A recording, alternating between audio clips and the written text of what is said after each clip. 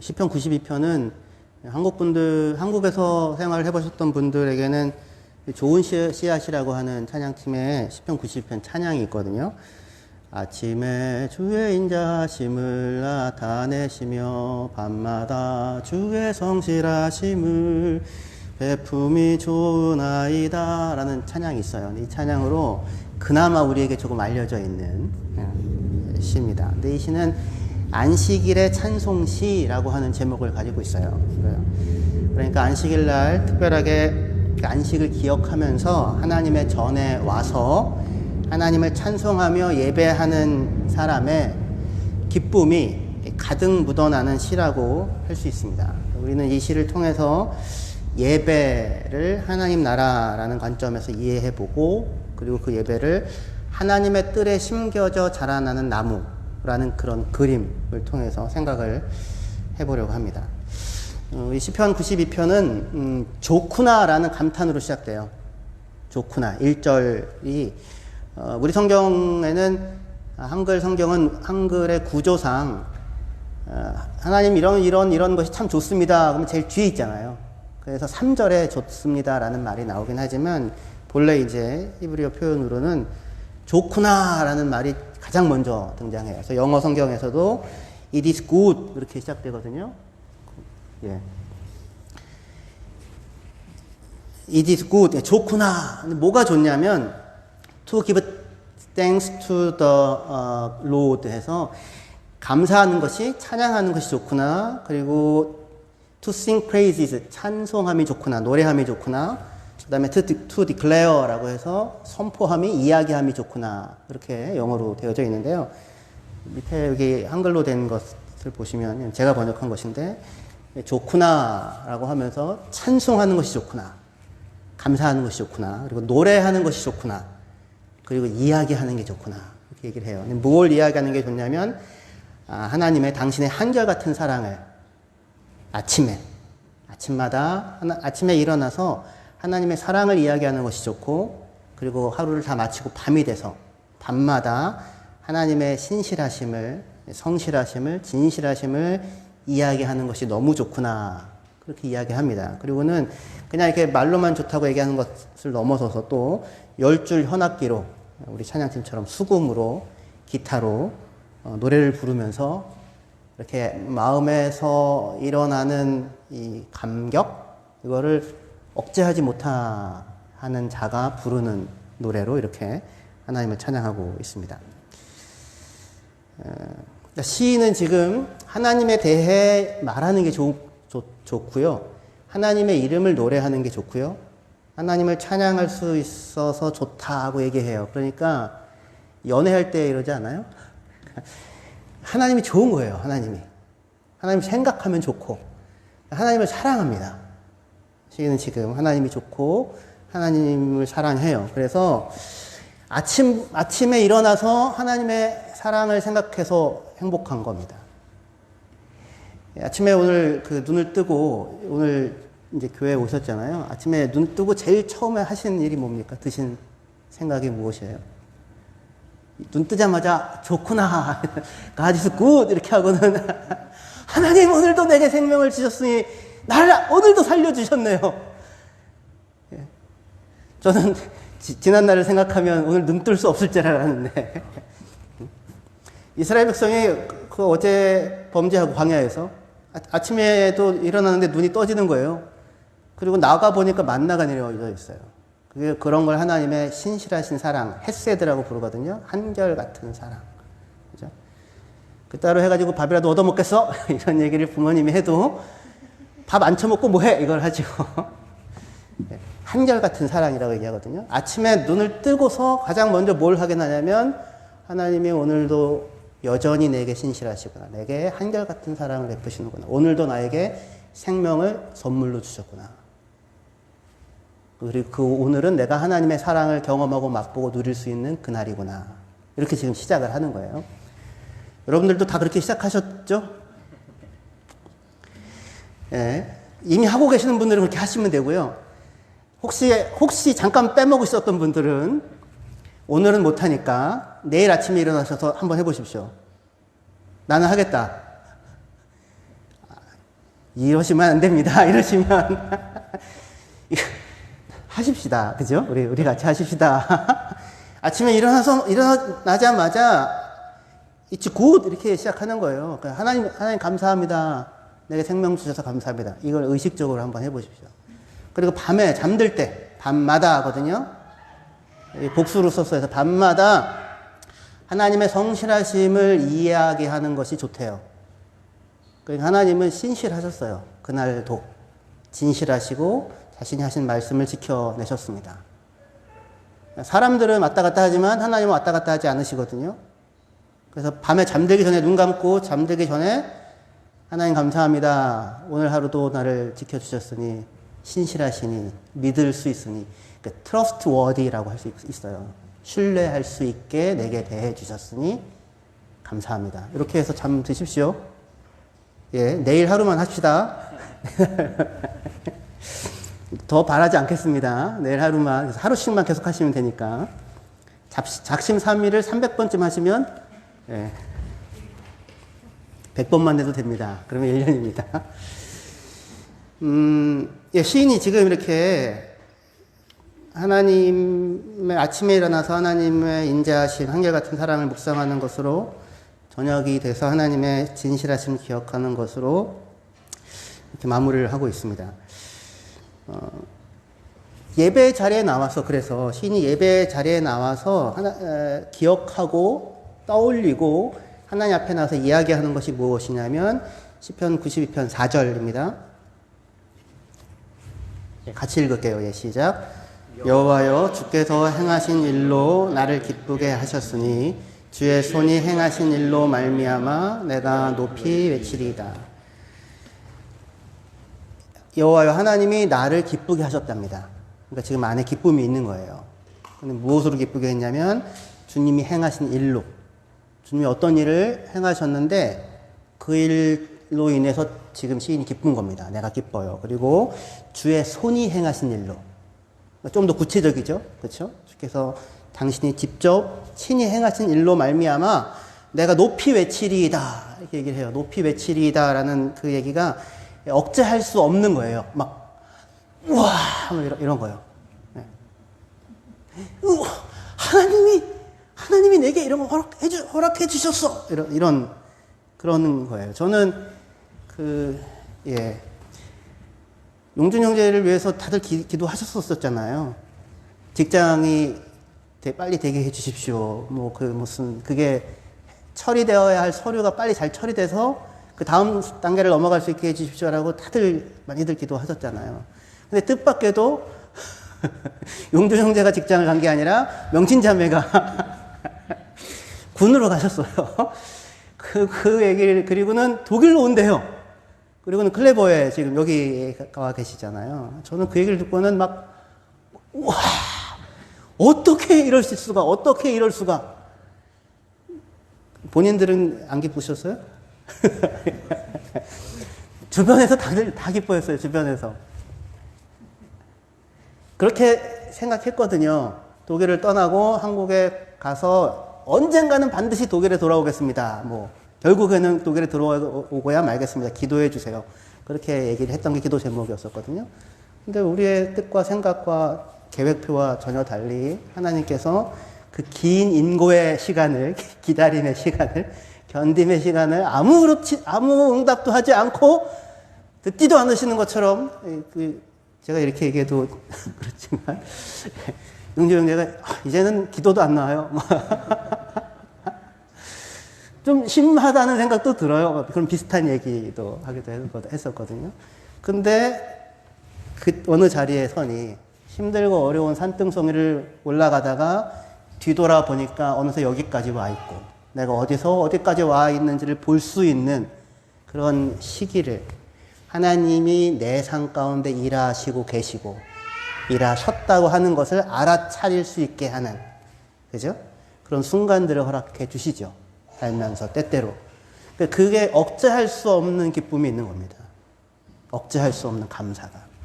그래서 뭘 찬양하냐면 하나님을 예배하는 자리에 나와서 하나님 내가 이런 일도 했고요, 저런 일도 했고 저런 일도 했습니다. 그게 아니고 하나님이 행하신 그 일이 얼마나 크고 놀라운지를 찬양해요.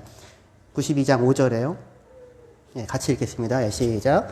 여호와여 주께서 행하신 일이 어찌 그리 크신지요. 주의 생각이 매우 깊으시니가. 주님의 행하신 how great are your works. 하나님의 일이 얼마나 엄청나신지요. 그리고 그것뿐만 아니라 하나님의 생각이, 하나님의 지혜가. 나는 미처 그때는 몰랐는데 그게 다 하나님의 계획과 하나님의 놀라우신 지혜 가운데 겪게 하시기도 하시고 허락하신 시간들이었음을 깨달으면서 놀라워하고 있는 것입니다. 뭘 발견해요? 하나님께서 내 삶 가운데 지금 일해 오셨다. 일하고 계시다. 아침에도 저녁에도. 인생의 큰 어쩌다가 한 번이 아니라 이제 이 시인은 아예 아침과 저녁으로 확인을 해요. 아침에도 그 하나님의 일하심을 확인하고 밤마다 그 일하심을 확인하고 있습니다. 이런 사람은 마음에 안식이 있어요. 안식일에 부르는 찬양이라고 하잖아요. 안식은 내 손의 수고를 통해 얻어지는 게 아니고요. 하나님이 내 삶 가운데 일하시고 계신다라고 하는 것을 발견할 때 하나님이 내 삶 가운데 지금 일하시고 계시다. 그의 크신 능력과 지혜로. 이게 내게 믿어질 때 비로소 나의 불안하고 분주한 손을 펼 수 있게 돼요. 게을러진다는 얘기가 아니라 그런 얘기가 아니라 펼 수 있게 됩니다. 비로소 안식하게 돼요. 하나님의 나라가 나를 다스리고 있다는 것을 확인할 때 염려가 아니라 그의 나라와 그의 의를 구하는 사람으로 살 수 있는 시야가 확보될 때 염려가 아니라 안식, 평안이라고 하는 것을 누리며 살아갈 수 있게 됩니다. 근데 이 시는 그거를 살면서 여러 차례 경험을 해온 것이고요. 그러다 보니까 아침에도 발견하고 저녁에도 밤에도 확인하는 거예요. 눈에 그게 보여요. 아는 만큼 보인다는 말이 있습니다. 그죠? 예, 공부하지 않고 급하게 어디 여행을 가도 와 멋지다, 와 좋다 이럴 수 있죠. 그죠? 그것도 나름 유익이 있습니다. 하지만 만약에 여러분들이 종교개혁지를 가시거나 아니면 이번에 우리 교회에서 성지순례를 가는데 이스라엘 성지순례를 갔다고 합시다. 근데 여러분들 안에 성경의 이야기가 없고 종교개혁의 역사나 이런 거에 대한 이야기를 갖고 있지 않으면 별로 할 말이 없어져요. 야, 이스라엘 갔더니 덥더라, 야. 땅이 다 그냥 이렇게 황폐하더라. 그 별로 얘기할 게 별로 없어집니다. 보름스라고 여기 1시간 정도 가면은 라인강 쪽에 있거든요. 아주 굉장히 유명한 종교개혁 유적지입니다. 근데 공부가 안 돼 있으면, 아는 게 없으면 거기 가서 야 예쁘다 그리고는 오고 말게 되겠죠. 그 보름스에 가면 이렇게 큰 신발이 있거든요. 루터의 신발이라고 혹시 가보신 분 아시죠? 근데 알아야 그게 거기 가면 감격이 됩니다. 거기 가면 다들 그 신발, 큰 신발이 있는데 신발 조각이 있는데요. 브론즈로 만든 거기 속에 들어가서 서서 사진을 찍거든요. 다들. 근데 거기가 뭔지를 몰라요. 근데 사실 루터가 그 보름스 제국의회 때 거기 서가지고 너의 글을 철회하겠느냐 아니면 여전히 고집하겠느냐. 철회해라. 그거 나 이제 더 이상 동의하지 않는다고 해라. 루터가 하루 나에게 시간을 달라라고 하고 기도하고 그리고 그 다음날 그 앞에 섭니다. 그리고는 얘기해요. 나는 내 양심과 하나님의 말씀이 나를 붙잡고 있는 한 나는 철회할 수 없다. 어떠한 것도. Here I stand. 내가 여기 서 있습니다. 주님 나를 도와주십시오. 그 자리예요. 그 자리. 그럼 거기 딱 서면 감동이 막 되죠. 예, 감동이 돼요. 나는 과연 그럴 수 있을까? 뭐 이런 거. 나는 과연 죽을 수도 있는데, 예, 후스처럼 화형당해서 죽을 수도 있는데, 나는 과연 그때 이 진리를 여전히 고수할 수 있을까? 이런 생각을 하게 되거든요. 알아야 보이고요. 아는 만큼 보입니다. 그런데 지금 이제 시인은 그 얘기 하려고 하는데, 시인은 하나님이 행하신 일이 얼마나 큰지, 그리고 주의 생각이 얼마나 깊은지, 그것을 깨달아요. 자기 삶에서. 그리고는 삶을 바라보는 그의 이해가, 그의 시야가 달라집니다. 하나님이 무슨 일을 하고 계시는지를 하는 자와 그렇지 못한 사람은 큰 차이가 있을 것 아니에요. 그죠? 물론 우리가 시인도 마찬가지인데 모든 순간에 하나님이 지금 무슨 일을 하고 있는지 다 이해한다는 건 아니에요. 저도 마찬가지고 이해할 수 없는 날들이 사실 더 많습니다. 하지만 우리가 이렇게 삶의 구비구비마다 하나님이 내 삶 가운데 일해 오셨다는 사실에 마주치는 일들이 반복될수록 그러면 우리는 그 속에서 내가 이해할 수 없는 때에도 하나님이 측량할 수 없는 지혜로 지금 내 삶 가운데 일하시고 나를 빚어가고 계시다는 사실을 신뢰하고 믿을 수가 있잖아요. 그죠?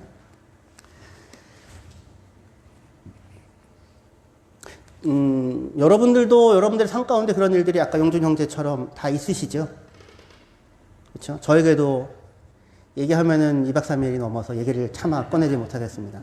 아까 그 교사 예배 때 얘기를 꺼냈다가 닫지를 못해가지고 이건 꺼내면 안 되는구나 그렇게 얘기하게 되는데 여러분들도 각자가 아마 다 그런 이야기들이 다 있을 거예요. 요셉의 이야기가 대표적인 얘기죠. 요셉의 이야기가 형들이 요셉을 팔아버려요. 미워해서. 그러면 형들의 마음에는 평생 살아도 개운한 기쁨을 가질 수가 없죠. 동생을 팔아버리고 살았는지 죽었는지도 모르는 형제가 돼서 형제를 팔아버리잖아요. 그러면 뭘 해도 밥을 먹어도 동생이 생각날 수도 있고, 그쵸? 마음에 한 번도 개운한 기쁨을 가질 수가 없어요. 그리고 팔린 요셉의 입장에서는 어때요? 자기의 형제들이 자기를 팔아버렸잖아요. 그 고통이 한 번도 개운하게 총리가 됐다고 해도 개운하게 웃기 힘든 가정이잖아요. 그런데 하나님이 이 가정 가운데 일을 하시죠. 그래서 만나게 하십니다. 총리로 기근 가운데 형제들을. 그리고 형제들이 자신의 잘못을 고백하고 요셉이 그를 용서할 뿐만 아니라 돌봐주죠.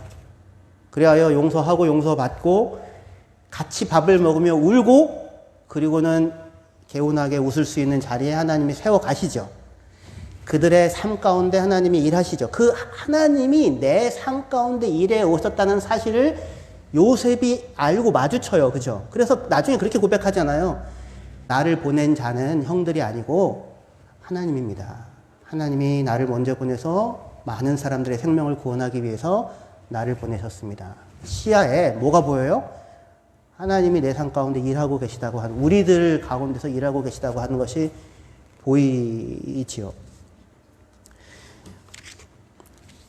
그 자는 그렇게 그 하나님이 자기 삶 가운데 일하고 있다고 하는 것이 보이는 사람이 지금 이 시인이고, 그리고 그런 사람으로서 지금 하나님 앞에 와서 예배를 하고 있는 거예요. 여러분들의 오늘의 예배가 사실은 이런 예배입니다. 이런 예배가 예배라고 할 수 있을 겁니다. 하나님이 내 삶 가운데 일하고 계심에 마주쳐서 억제할 수 없는 감사와 감격으로 하나님의 이름을, 하나님의 행하심을 찬양하는 것이 우리의 예배라고 얘기할 수 있을 거예요. 근데 언제 여러분들은 하나님이 내 삶 가운데 일하시고 있다는 사실을 때때로라도 마주치십니까? 이렇게 얘기할게요. 하나님께서 저와 여러분들의 삶 가운데 일하시고 계심을 믿으십니까? 하나님이 여러분들의 삶 가운데 일하고 계십니다. 여러분들이 알지 못하는 그때에도. 하나님이 없는 것 같고 앞날이 캄캄하고 혼자 내던져져 있는 것 같은 그때에도 하나님이 여러분들 가운데 일하고 계세요. 야곱이 이 형의 축복을 도둑질하고는 에서가 죽이겠다고 하자 야곱이 도망을 가잖아요. 그죠? 브엘세바 쪽에서 베델까지 올라갑니다. 도망을 가요. 그리고는 이제 저 멀리 바단 아람까지 어마어마하게 먼 길을 가야 됩니다. 그래서 올라가다가 적당한 곳에 베델이라고 하는 곳에 이르러서 노숙을 하죠. 거기서 여러분들이 야곱이라고 생각을 해보세요. 노숙을 합니다. 뭘 덮고 잤는지 모르겠고 베개는 필요했나 봐요. 그래서 적당한 돌 하나 골라가지고는 여기다 놔두고는 돌 베개를 하고서 자고 있는데 꿈을 꿉니다. 근데 꿈에 사닥다리가 이렇게 높이 자기가 자고 있는 곳에서 하늘로 이어져 있는 것을 봐요. 그럼 그 위로 천사들이 오르락내리락 합니다. 그리고 꼭대기를 보니까 거기에 하나님이 서 계시는 거예요. 그리고 하나님이 야곱에게 말씀을 하시죠. 나는 여호와다.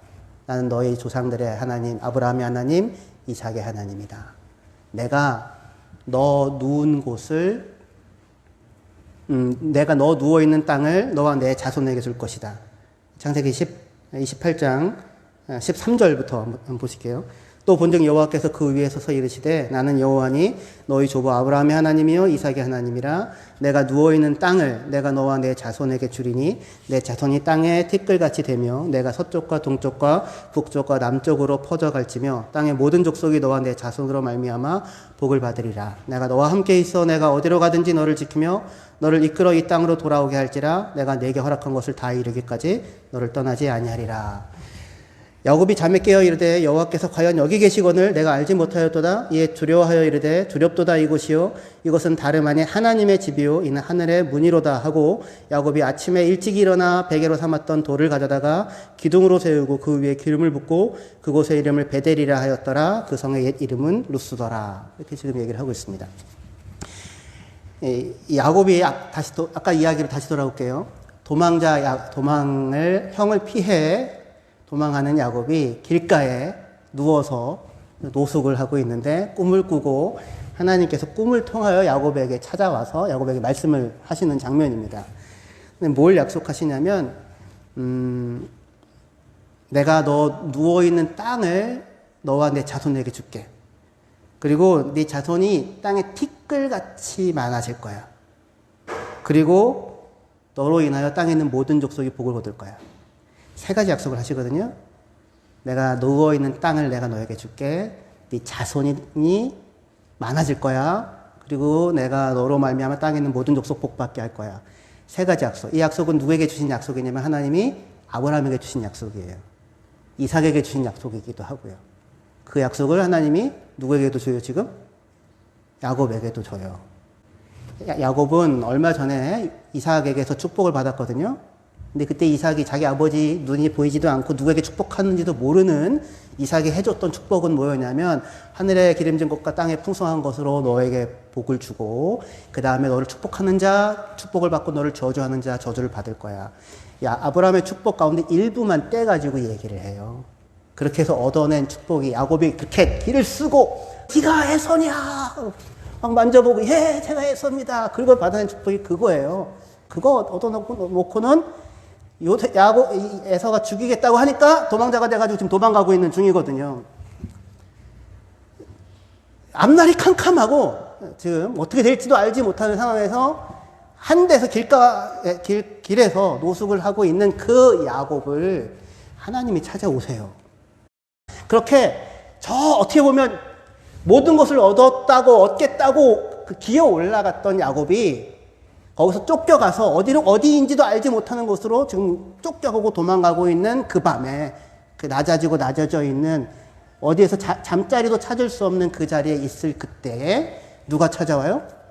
하나님이 찾아오셔서 그에게 뭘 하냐면 아브라함에게 주셨던 약속을 주세요. 뭐랑 똑같냐면 아브라함이 갈대아 우르에서 이방신들을 섬기고 있을 때에 하나님을 알지도 못할 때에 그를 불러내요. 본토 친척 아베 집을 떠나라. 내가 너에게 자손과 땅과 복의 근원에 대한 약속을 주셨던 것처럼 하나님께서 그 야곱에게 도망자 야곱에게 노숙하는 야곱에게 소망도 꿈도 없는 야곱에게 앞날이 어떻게 될지도 알지도 못하는 야곱에게 찾아와 그를 만나시고는 아브라함에게 주었던 그 똑같은 축복을 그에게 주시면서 이렇게 얘기를 하십니다. 내가 너와 함께 있어서 네가 어디로 가든지 내가 너를 지키고 너를 이끌어 이 땅으로 돌아오게 할 거야. 내가 너에게 약속한 것, 허락한 것을 다 이루기까지 결코 너를 떠나지 않을 거야. 이 하나님을 야곱이 만나죠. 그리고는 일어나가지고 그 돌벽에다가 기름을 붓고 여기가 하나님의 집이다라고 하며 하나님의 이름을 부르고 찬양합니다. 말하자면 예배를 드리고 있는 거죠. 야곱의 예배가 어디에서 벌어져요? 야곱이 어디에서 베델에서 하나님을 예배하는데 그때의 야곱의 예배는 어떻게 해서 시작되었습니까? 어떻게 해서 가능해졌습니까? 하나님이 야곱을 찾아왔기 때문이죠. 근데 그때 야곱은 어떤 상황이었어요? 도망자로 앞날이 캄캄하고 아무것도 보이지 아니하는 저 낮고 낮은 자리에 있는 상황에서 하나님이 그때에 야곱을 찾아가시는 겁니다. 그리고는 내가 너와 함께 하겠다. 내가 너를 지키겠다. 내가 너를 인도하겠다. 그리고 내가 너에게 허락한 것을 다 이루기까지 결코 너를 떠나지 아니하리라. 라고 찾아오십니다. 내가 네 삶 가운데 일하고 있고 일할 것이고 그리고 일하여 마침내 내가 너에게 하기로 한 그 복, 약속한 그것, 땅에 있는 모든 족속이 네 안에서 복을 받게 하겠다고 하는 이 일, 내가 반드시 네 삶 가운데 이루어낼 거야. 라고 이야기를 하시는 것이죠. 이 마주침이 야곱으로 하여금 예배의 자리에 서게 합니다. 그리고 그것이 저와 여러분들을 오늘 그리스도인으로 성도로 예배하는 자로 살게 하는 마주침이었을 거예요. 저는 이 야곱의 창세기 28장 말씀을 제가 제일 좋아하는 말씀이고요. 그리고 오늘의 저를 있게 한 말씀이기도 합니다. 왜냐하면 도망가다가 걸렸거든요. 도망가다가 어떻게 쓰든지 내가 잡아보겠다고 기어에 올라가다가 떨어져가지고 저 장도라지 같은 곳에 소망도 없고 앞날이 캄캄한 그때 하나님이 부르시는 겁니다. 하나님이 찾아 부르셔서 내가 네 삶 가운데서 일하여 약속하고 계획한 것을 이루기까지 결코 너를 떠나지 않겠다라고 말씀하시면서 하나님이 저를 찾아오셨거든요. 여러분들도 마찬가지입니다. 그 자리가 예배의 자리예요. 노숙하는 야곱의 불안하고 초라한 오늘을 하나님이 예배의 자리로 만드세요. 하나님이. 예배는 그렇게 가난하고 궁핍한 우리의 삶 가운데 일하시는 하나님의 일하심을 알아본 자들에 의해서 드려집니다. 여러분들은 예배를 드리러 오셨습니까? 아니면 예배를 받으러 오셨습니까? 되게 이상한 얘기죠. 예배 드리러 오셨죠? 예, 예배를 드리는 여러분들에게 이 하나님에 대한 감격이 있어야 되는데 잘 생각해 보세요. 예배를 우리는 드리러 오죠, 그죠? 예배 받으러 오지 않죠, 아무도. 근데 영어로 예배가 뭐예요?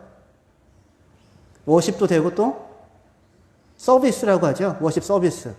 그러니까 여러분들이 예배를 드리러 온다는 얘기는 서비스를 하러 오는 거죠. 서비스를 받으러 오는 게 아니라. 그죠? 그럼 여러분들 예배 자리에 오셨는데 어떤 서비스를 하셨습니까? 예배를 드리러 오셨다면서요. 하나님을 예배하는 거잖아요. 그죠? 그럼 하나님께 어떤 서비스를 하셨습니까?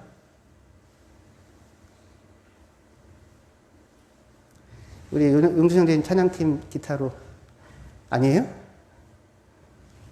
그 찬양팀은 그걸로 서비스 하셨다고 치고 여러분들은요? 같이 찬양하시는 것으로? 자.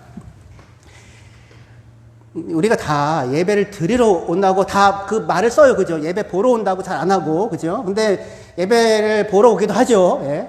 찬양팀의 훌륭한 공연과 할 수도 있지만 예배를 드리러 온다고 하는 게 정상인데 다 알고 계세요. 그래서 서비스를 하러 오는데 그러면 여러분들이 오셔서 하나님께 무슨 서비스를 하세요? 천천의 수양과 망망의 강수 같은 기름을 드리십니까? 하나님께? 그러면 하나님 그걸 기뻐하실까요? 야, 내가 서비스 잘 받았다? 오셔가지고 하나님 어떻게 어깨라도 주물러 드리셨습니까? 하나님 지난 한 주간 동안 저를 돌봐주시느라 얼마나 고생하셨습니까? 그렇게 하셨어요? 그렇게 안 하죠. 도대체 오셔가지고 뭘 하시는 겁니까? 여기 예배를 드리러 오시는데 우리가 주일날 예배 드리러 오죠. 그죠? 도대체 예배 자리에 와서 우리가 지금 서비스인데 분명히 예배를 서비스를 드리는데 우리가 드려야 되는 서비스는 뭐지? 근데 지금 우리가 금방 읽은 그 시편 92편이나 아니면 야곱의 이야기나 요셉의 이야기나 그런 이야기들을 통하여서 우리가 확인하는 예배는 뭐냐면 하나님이 내 삶 가운데 그의 손으로 수고하고 일하고 계시는구나에 마주친 자가 돌연히 외치는 찬탄이에요. 그죠? 하나님의 서비스에 마주치는 거예요. 하나님의 수고에, 하나님의 섬김에. 그렇죠? 그러니까 예배의 자리에서 우리가 해야 되는 것이 두 가지가 있는데, 하나는 그거죠. 하나님이 내 삶 가운데 일해 오셨음을, 하나님의 서비스를 아는 자가, 그게 얼마나 위대하고 얼마나 놀라운지를 아는 자가 와서 하나님께 찬양을 하는 겁니다. 그것을 이야기하는 거예요. 좋구나. 하나님 너무나도 좋습니다. 하나님이 행하시는 일이, 하나님의 이름이, 하나님의 신실하심이, 하나님의 한결같은 사랑이 이 우리 예배죠. 그죠? 그러니까 하나님의 일하심, 하나님의 서비스, 하나님의 섬김. 하나님이 우리를 서비스한다니까 이상하지만 예수님께서 오셔서 발을 씻어주시잖아요. 우리의 삶 가운데서 일하시고 계시죠. 거기에 마주친 그것을 아는 자가 와서 하나님을 찬양하며 동시에 뭘 해요? 그 하나님의 섬김을 마주친 사람이 여러분들 옆에 있는 사람들, 그죠? 교회 함께 예배 자리에 나오는 사람들에게 이 하나님의 일하심을 선포하고 이야기하는 거잖아요. 하나님의 수고를, 하나님의 행하심을, 하나님의 놀라운 일을. 근데 그냥 말로만이 아니라 여러분들의 섬김으로, 여러분들의 손의 수고로. 그러니까 하나님이 우리를 섬기시고 우리가 거기에 마주친 자들이 하나님을 찬양하며 여러분 곁에 있는 여러분들의 이웃을 하나님이 여러분들을 섬겨주셨듯이 여러분들이 그 사람을 섬기는 것, 거기가 우리가 하는 예배일 거예요. 할렐루야. 그러니까 우리는 예배의 자리에 오셔서 여러분들이 여기서 식당에서 봉사하시고 청소하시고 설거지하시고 하는 이 모든 섬김이 뭐예요? 그게 예배인 겁니다. 하나님이 나를 섬겨주시는 것을 사람들에게 하는 거예요. 우리 주일학교 선생님들이 교사로 섬기고 서비스를 하죠. 섬기죠. 하나님이 내 인생 가운데 행하신 그 섬김을 아이들에게 전달하는 일을 하는 거죠. 무엇을 통하여? 자기들의 섬김을 통하여.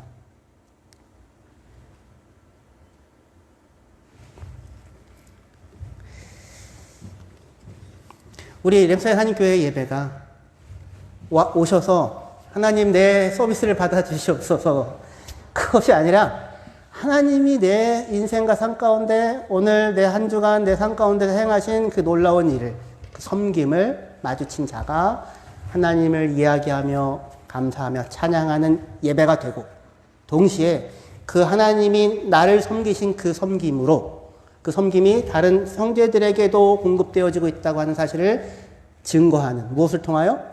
나의 섬김을 통하여, 나의 수고를 통하여. 그런 예배로 날마다 채워줄 수 있기를 소망합니다. 여러분들이 섬기면서, 마지막 사족입니다. 여러분들이 섬기면서, 아니, 목사님이 예배가 섬김이라고 했는데, 왜 너는 안 섬겨? 이러시면 안 됩니다. 이러시면. 섬겨주세요.